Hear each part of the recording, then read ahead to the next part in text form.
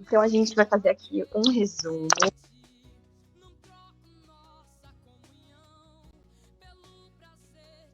Ai, caiu aqui minha conexão, agora voltou. Então a gente vai fazer aqui um resumo, né, um breve resumo, né, do que a gente viu aqui, que ele é um livro muito poderoso, né, e é um livro que não se sabe exatamente quem foi o autor, né, porque não é mencionado. Inclusive, é muito provável que esse livro ele tenha sido escrito até antes ali do Pentateuco. Então, é bem provável que o autor desse livro possa ser até Moisés, alguns dizem, né? E aí, o que eu estava dando uma estudada aqui, vendo, né? Que é provável que Jó não seja o autor do livro, mas é provável que o autor tenha sido um judeu, ou um semita, que ouviu ali a história, né, que acabou sendo uma testemunha, né, ali de tudo que aconteceu. Então, não se sabe exatamente. E aí, uma coisa que a gente sabe é que essa pessoa que escreveu, né, ele já tinha essa revelação do nome de Deus Yahvé. E aí, essa teoria de quem escreveu foi baseado nisso, porque a gente vê, né, nas escrituras que Abraão, então o que acredita, né? Que como já tinha essa revelação desse nome Yahvé, que Moisés recebeu de Deus diante também da sarça ardente essa revelação. Então a gente sabe que é algo bem antigo. E também a gente sabe que é possível que o autor ele fosse contemporâneo de Moisés ou contemporâneo de Abraão, porque Abraão também teve essa revelação, né? Então fica aí, né, meio em aberto realmente qual é o autor desse livro. E aí um contexto histórico aqui para a gente também se situar, né?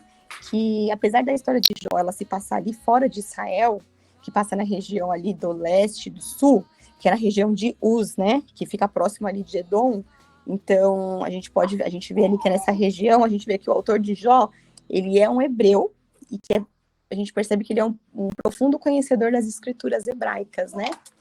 E aí, relembrando o que a gente viu aqui, né? Então, a gente começou no livro ali de Jó, né? Que é um livro que ele conta toda a história de um homem, que ele era um homem que sempre foi muito justo, que ele sempre andava de acordo, né, com todas as revelações que ele tinha na época.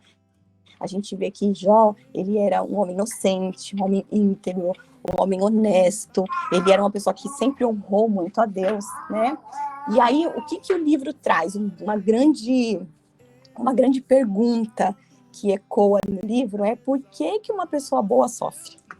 Então, a gente vê lá no começo do livro, aí eu estava vendo aqui nos estudos, né? A gente vê um breve prólogo, que é lá no capítulo 1 e 2, e depois o epílogo. Eu falei, gente, mas quem acha que é prólogo e epílogo, que eu não estou lembrando da aula de português aqui, o que é isso? Eu falei, deixa eu ver aqui no YouTube, né?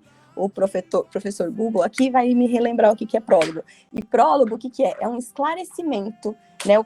Quando é contado algum fato que antecede a trama, que antecede a história. Então é bem isso que a gente viu no começo, né? A gente vê toda ali essa introdução, contando quem é Jó, né? Toda essa explicação. E o que é um epílogo? O epílogo já significa conclusão. Então indica ali a parte final de um discurso, né? Quando é feito tipo um resumo final de todas as ideias expostas.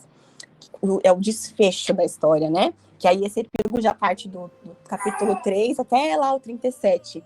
E aí, o que a gente vê aqui, né? Então, todo o livro permeia nessa pergunta, né? Por que o justo sofre? E a gente vê ali no começo alguns amigos de Jó. Então, o livro, ele fica, né? Por grande parte do tempo, ele fica numa... Então, vamos relembrar, peraí. Antes disso, dos amigos entrarem em cena, a gente tem ali uma conversa de Deus com Satanás, né? Então, a gente vê ali que Jó, ele vivia muito bem, né? Ele tinha uma família maravilhosa, tinha riquezas, tinha saúde, né? Tinha uma família muito, muito maravilhosa, estava tudo muito bem. E aí, de repente, a gente vê ali que Satanás, ele aparece na presença de Deus, né? E aí a gente até vê lá no começo que Deus pergunta, né, para Satanás, de onde que ele vinha, né? E ele responde que estava vindo de rodear pela terra. Então, Deus, né, ele elogia Jó, ele fala como ele era um homem extraordinário, justo. E aí a gente vê lá o Satanás, né, que ele fala para Deus, mas aí é fácil, né?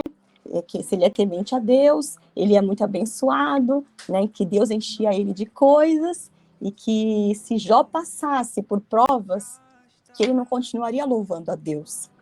E só um relembrar aqui pra gente, né? O que significa ali Satanás no hebraico.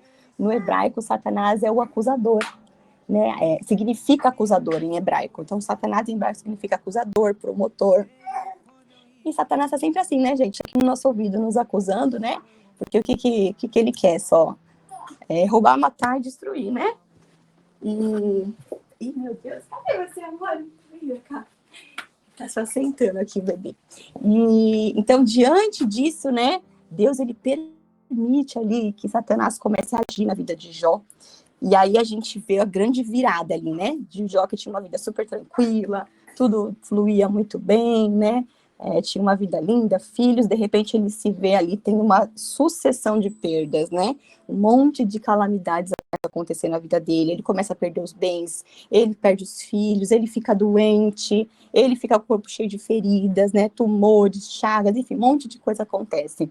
Então, durante o livro, né, a gente vê diversas atitudes ali e vários rumores diferentes de Jó. Então, a gente vê que Jó, durante o livro, ele vive uma montanha-russa emocional, né? Então, você vê momentos ali que ele fala, Deus me deu, Deus tirou, então Deus seja louvado. Só que aí também já vem outros momentos que ele já está completamente em outro ritmo, né? Tem momentos ali que ele está reclamando, super reclamando da vida. E aí, não sei se vocês lembram lá no começo, lá nos primeiros capítulos, que ele até fala, quer ver qual que é? Que ele fala que ele amaldiçoa o nascimento dele, não sei se vocês lembram disso, lá no comecinho, né, por volta do capítulo 3, ele fala assim, do desespero pelo dia do seu nascimento, depois ele se amaldiçoa o seu nascimento, né, então ele fica nessa montanha-russa emocional, porque ele sempre acreditou em Deus, né? Só que ao mesmo tempo que ele sempre acostumou a acreditar em Deus e que Deus era justo, ele não está conseguindo conciliar com tudo isso que ele está vivendo, né? Com esse grande sofrimento que ele está vivendo no momento. E mesmo hoje, né? Muitas vezes a gente se pergunta, né? Essa pergunta que foi levantada aqui no livro de Jó, lá há quantos e quantos anos atrás, ela continua ecoando até hoje, né? Quantas pessoas não ficam nesse questionamento? Por que Deus permite que os bons sofrem, né? Que as pessoas boas sofram, né? Então a gente depois, né, que teve essa questão desse prólogo que conta a história de Jó, aí entre os amigos, que aí começa todo um debate. Deixa eu até ver se eu consigo compartilhar aqui a tela, que aí eu mostro para vocês uns prints que eu tirei aqui, que eu adoro essas imagens, acho que fica legal pra gente visualizar, exemplificar. Aqui, ó. Aqui só foto de baby, Theo, ai meu Deus. Então, né, a gente vê lá, deixa eu virar a tela pra vocês verem melhor. Não virou? Pessoa aqui com a tecnologia aqui é mais ou menos, né? Então a gente vê lá, né, esse questionamento central do livro, as perguntas, né? Por que Deus permite o sofrimento? Né? Então, a gente já falou. Aí, o que eu ia falar com vocês agora é essa questão do debate. Então, a gente vê por um longo período do livro Jó debatendo, conversando ali com seus amigos. Então, tem lá os amigos, tem o Eliú, tem o Elifaz, tem o Bildade. Não, o Eliú aparece depois. Depois aparece ele. Então, tem o Eliú, Elifaz, Bildade e o Zofar. Mas no primeiro momento, a gente vê Elifaz, Bildade e a gente vê o Zofar. E aí, como que funciona, né? O Jó, ele fala, até coloquei essa fotinho, que fica mais fácil da gente entender a dinâmica de como foi. Então, primeiro o Jó, ele fala. Depois, vem a resposta de um amigo, que a gente vê aqui, ó, nesse desenho, né? E aí o Jó ele responde do amigo, responde referente ao que o amigo falou.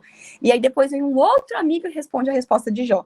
Então eu coloquei essa fotinho para ficar mais fácil. E isso acontece durante 3 ciclos do livro. E aí eles ficam, né, sempre nesse questionamento do Deus é justo? Como que funciona essa justiça de Deus, né? Como que se explica o sofrimento de Jó? E aí a gente vê algumas suposições, né? A gente vê umas suposições que, assim, na época, o que eles imaginavam? Se a pessoa ela é sábia, se ela é boa, ela vai ter sucesso, ela vai ter recompensa.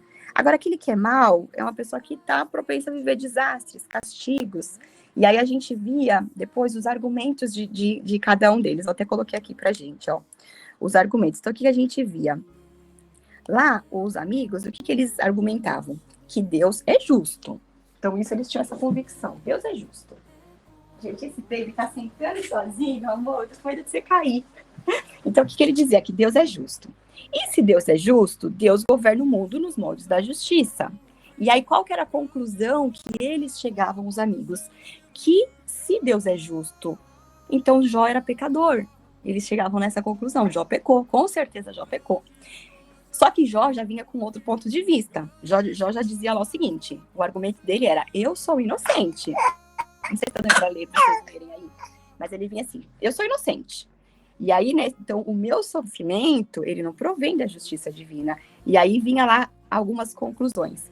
Bom, se eu sou inocente, então Deus é injusto. Então Deus não governa o mundo nos moldes da justiça. E aí a gente viu, né, por muito tempo, essas discussões baseadas nisso. E aí, deixa eu ver mais aqui o que tem bacana pra gente falar. Então, pera lá, cadê? Deixa eu passar para a próxima imagem. Aí, depois de um tempo, então a gente vê Jó viver nessa montanha-russa emocional. Aí, depois de um tempo, desses diálogos entre Jó e esses três amigos, né? O Bildad, o Elifaz, o Zofar. Aí entra uma quarta pessoa. A gente vê lá o Eliú entrando na história, né? Então chega esse amigo surpresa aí, e esse amigo surpresa ele traz outras novas suposições, ele traz outras conclusões e um pouco mais sofisticada, né? E do porquê que as pessoas sofrem. E aí, ele já traz aqui um outro ponto de vista. Ele fala o seguinte, o argumento é, Deus ele é justo. E, se Deus é justo, ele governa o mundo nos moldes da justiça.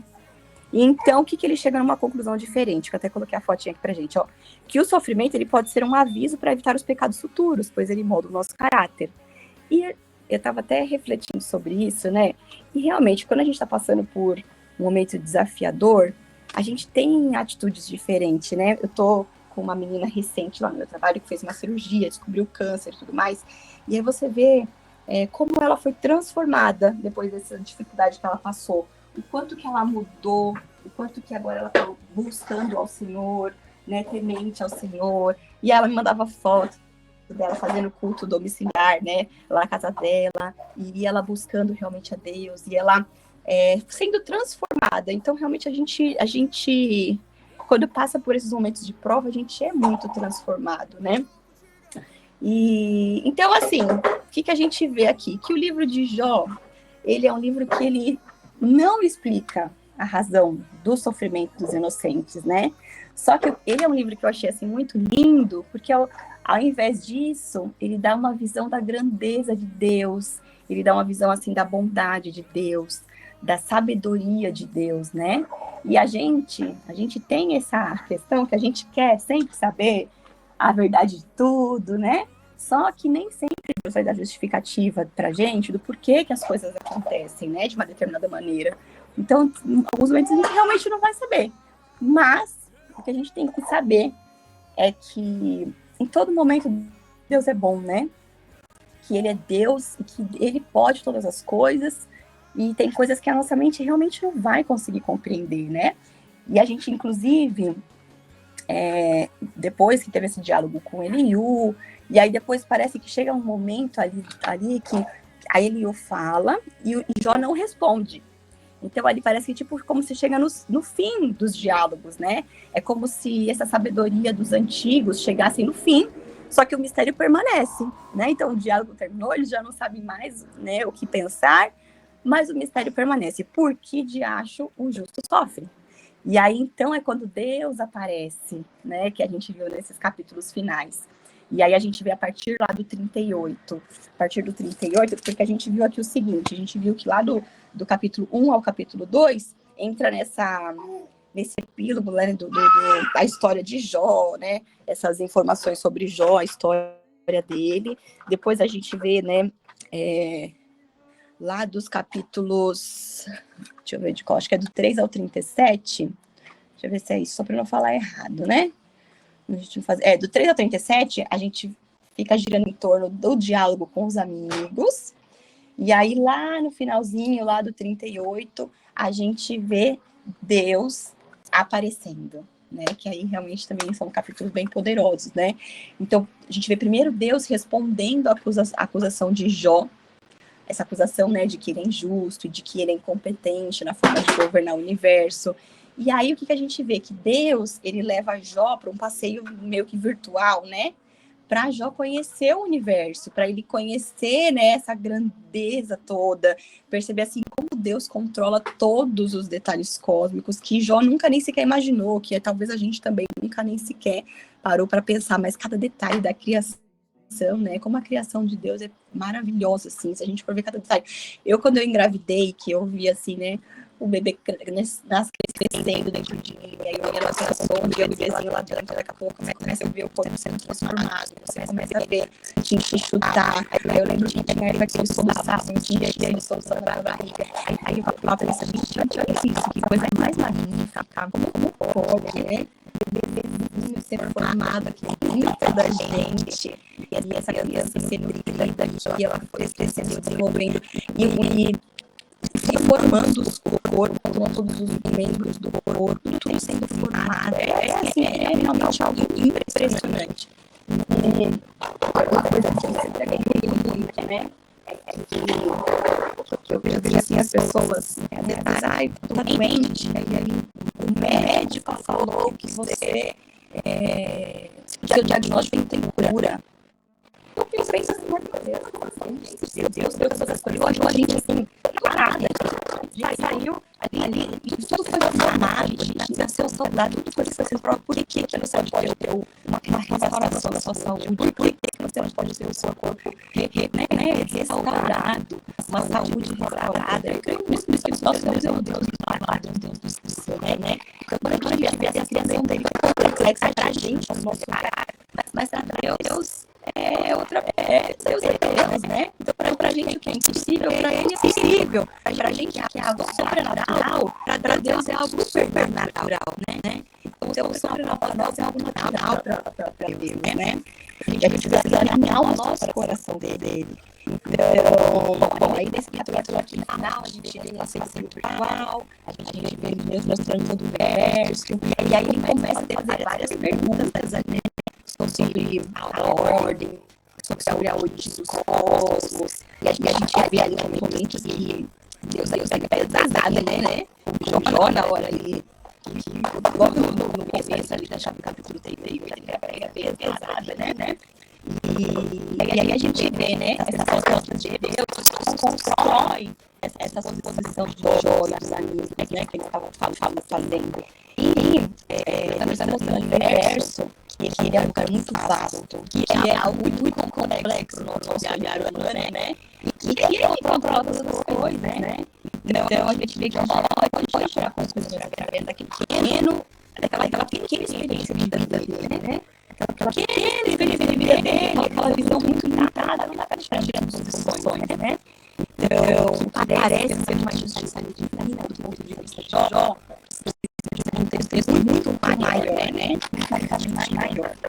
Então, pra gente encerrar, aí a gente viu também, né? Jó falando do universo, dos animais, como tudo funcionava. Aí ontem teve aquela coisa que a gente falou do Ariana, né? Que a gente viu ali essa posição que é o que acho que até aqui, ó, aqui. Aí agora um monte de vídeo.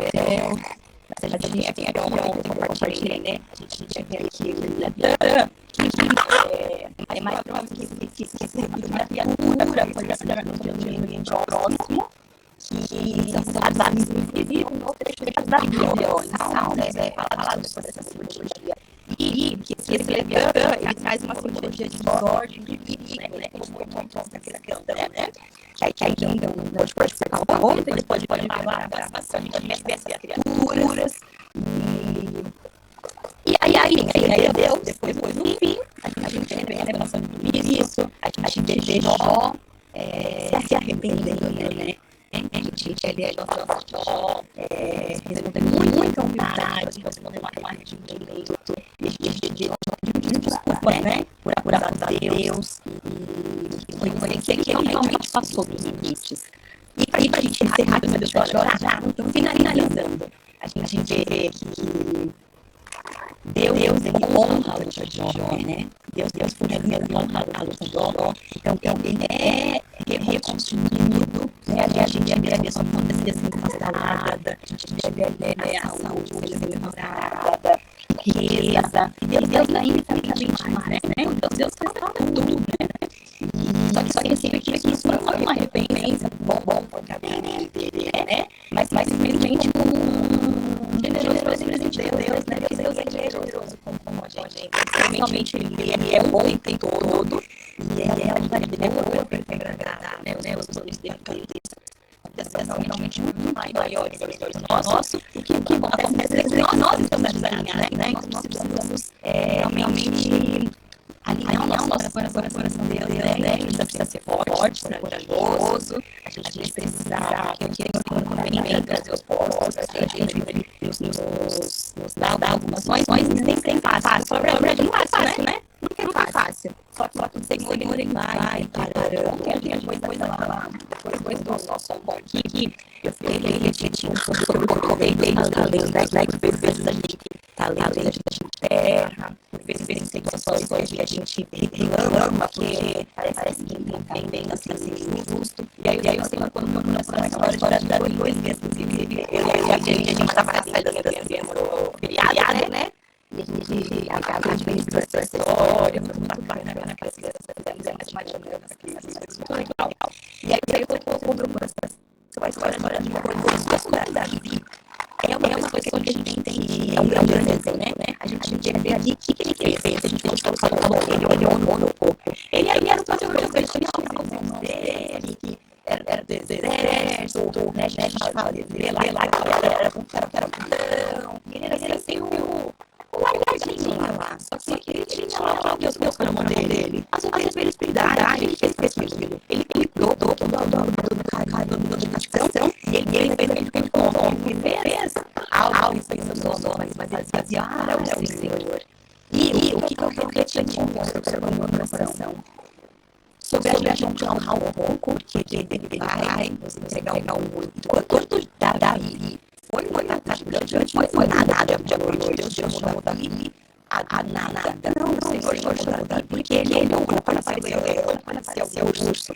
Ele foi lá, ele salvava as ovelhas dele. E ninguém fazia isso que ele estava fazendo, mas a gente não tem que fazer o outro, a gente tem que fazer o Senhor, né? Porque ele que irá as bênçãos. Então, quando a gente faz tudo que a gente fizer, a gente faz pensando no Senhor, ele traz a provisão, ele traz a recompensa, né? Então, quando o Senhor chamou Davi para lutar por gigante, ele já estava preparado, porque ele já tinha passado por várias situações, e a fé de Davi, ela estava uma madura, porque é uma coisa que eu venho procurando fazer, sempre estar me conectando com pessoas mais maduras na fé do que eu, porque gente é igual não chegou ao ponto de chegar ao seu filho, como Deus pediu, para sacrificá-lo, não foi dia a noite, já tinha passado uma série de situações para Deus, por uma série de provações, e a fé dele já vinha sendo dedicada, fortalecida, né? Assim também da leão venceu. Ele falava assim, Deus está comigo. Deus está comigo. Ele não estava com orgulho, ele vencia o orgulho está comigo. Quando ele deu aquele gigante, aí o urso, o Senhor é comigo. Eu já pude dizer, e assim, quando a gente vai para a guerra, a gente vai para o nosso filho, né? Ele foi para a armadura aí, que ele deu para ele, pegou a pedrinha na bunda dele, que ele sabia, né? Então, acho que esse livro realmente, né? Ele é muito poderoso, que ele nos conta, né? A confiar em Deus, entender que Deus ele importa com a gente, ele nos conta realmente honrar, parar de reclamar e ser grato pelo que a gente encontrou. Grato pelo que a gente falou. E é um livro que vai porque realmente o justo sofre.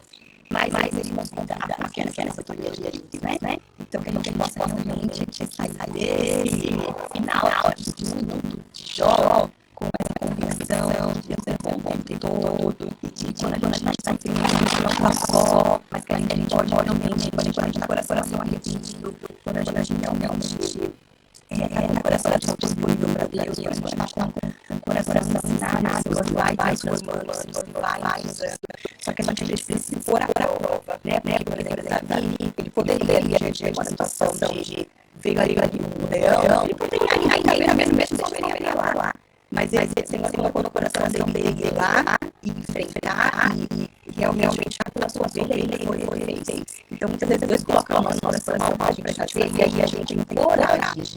Então, eu declaro que em nome de Jesus a gente vai sair daqui realmente forte e corajosa para fazer o que tem que ser feito. Porque tem certas coisas que Deus realmente vai nos preparando, nos capacitando. Tem coisas que tem que vir de nós. E o coragem, forte e corajosa tem que vir de nós. Então, eu quando eu falar aqui, eu faço coisas que tem muito mais pessoas que nessa sala que sabem muito mais que eu. Mas o Senhor teve aqui, né? Então, enche a minha boca. Eu sei que o que eu sei não é muito. Mas eu sei que o Senhor traz mais sabedoria aqui do alto. Então, às vezes a gente... Muitas vezes eu falo muito assim, assim, eu falar. Ele assumo. E aí eu sei que ele falou. E aí eu deixo fluir. Então, quando a gente põe a psicóloga disponível, Senhor, a gente não sabe bem muito. A gente precisa de um coração disponível para que ele possa ser como Davi, ele realmente era um garotinho simples e um garotinho, né, largadinho, que ninguém se importava muito, mas tinha o coração disponível para o Senhor. E o Senhor realmente honrou, né? Então, hoje a gente tem um problema, a gente muitas vezes quer as coisas dia para noite. Então, a gente quer que tudo aconteça nessa sociedade de que, Senhor, fez uma promessa na minha vida, eu quero que aconteça amanhã. Hoje, tem que ser hoje mesmo. E existe esse processo. Então, que a gente possa, né, sair daqui, entender que assim como o Jó passou por um processo, ele se perdeu, e ele teve vários problemas, mas foi porque ele encontrou. E com certeza ele saiu muito mais fortalecido para ir para o próximo nível. E na nossa vida também é assim, né? Muitas vezes a gente passa por coisas que a gente não entende, a gente se vê, às vezes, alguma coisa questionando, mas a gente vê que todas as coisas cooperam para o bem, não é todas as coisas para o bem, é porque eles amam a Deus. Então, tudo realmente vai cooperar. E talvez aquilo que eu não consigo se compreender hoje, porque em breve a gente vai compreender e aquilo que vai fazer sentido, e aquela experiência é justamente aquilo que eu vi que vai fazer eu estar preparada para a próxima fase. É justamente aquilo que eu vi que vai fazer eu estar com a minha fé fortalecida para a próxima fase. Então é isso, meus queridos. É isso que eu queria compartilhar. É isso que o Senhor colocou no meu coração. Já passamos a hora, né? Vou passar um pouquinho. E se alguém quiser comentar alguma coisa, bem, a gente fechar, né? O coração.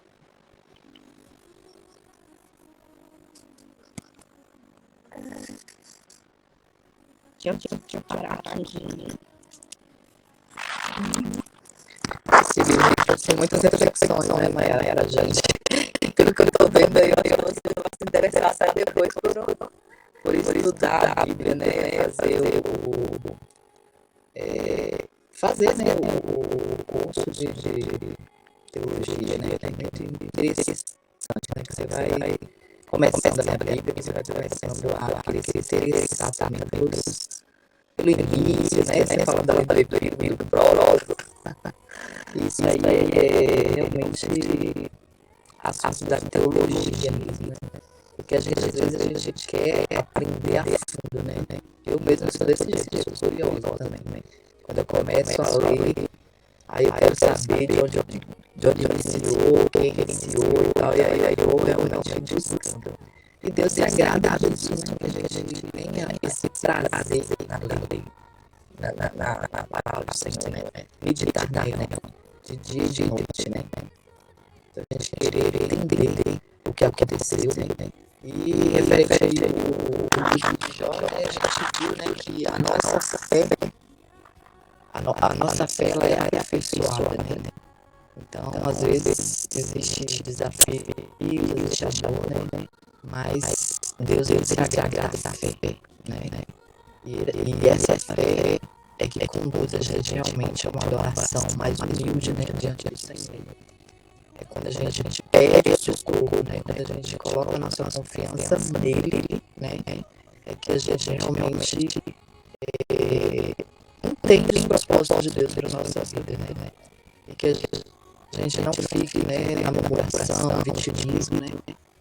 E sim, buscando, todos nós passamos, né, por desafios, por provas, né? Às vezes a gente fica realmente um tempo no deserto, mas com certeza Deus está ensinando ali. E esse sofrimento de Jó, ele também ele prefigurou o sofrimento de Cristo, né? Cristo, ele veio, né, não sem nenhum pecado, mas ele foi tentado em todas as coisas, né? Ele padeceu as nossas fraquezas, né? Ele sofreu muito, né? Então, mas ele suportou tudo, né? Todo esse sofrimento, ele suportou sem culpa, né? A fim de que a gente pudesse realmente encontrar a justiça e a graça, né? E ele morreu para que viesse o Espírito Santo, que hoje nos consola, né? Que hoje nos ensina, né? E nos assiste também nas nossas fraquezas. Mas foi muito bom esse resumo. Amém. E aí, quem quer encerrar aí com oração, Cris?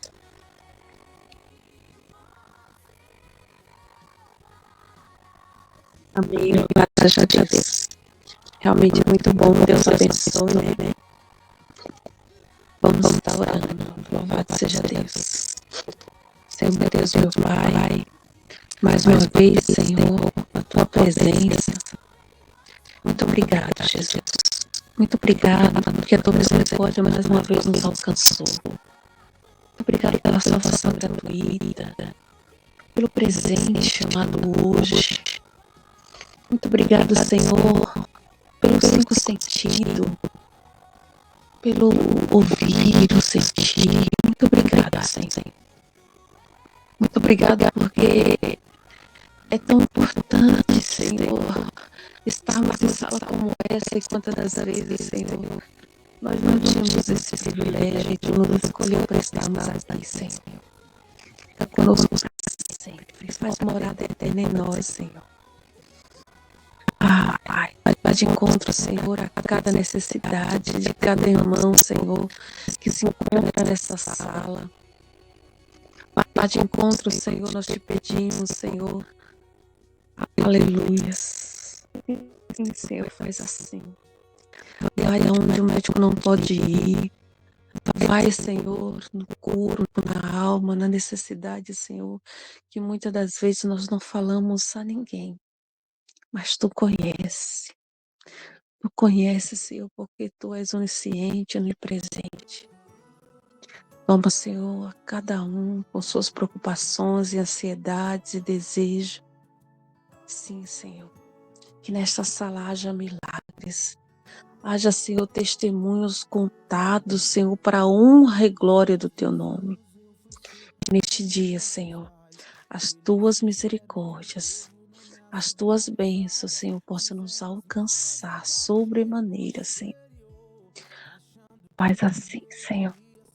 Toma, Senhor, cada um nas Tuas mãos santas. Se necessário for, carrega no colo. Se necessário for, Senhor, atravessa conosco no mar. Atravessa conosco no fogo. Atravessa conosco, Senhor, necessário for, Senhor. Faz assim. Visita, Senhor, cada lar aqui representado, a cada irmão, a cada família, Senhor, em nome de Jesus. Abençoa, meu Deus, aqueles que estão com familiares nos leitos dos hospitais, aqueles que estão, Senhor, com familiares carecendo da Tua presença, Senhor. Abençoa, Senhor, a cada um. Mais uma vez nós Te pedimos, meu Deus. Visita nossos vizinhos, visita, Senhor Jesus, aqueles, meu Deus, que estão em outros países, aqueles que estão, Senhor, também precisando do Teu socorro, meu Pai. Oh, Espírito Santo, nós clamamos e também nós Te agradecemos. Invocando o Teu nome, que é sobre todo nome. Em nome do Senhor Jesus Cristo, que nós oramos e agradecemos. Amém, Jesus. Amém.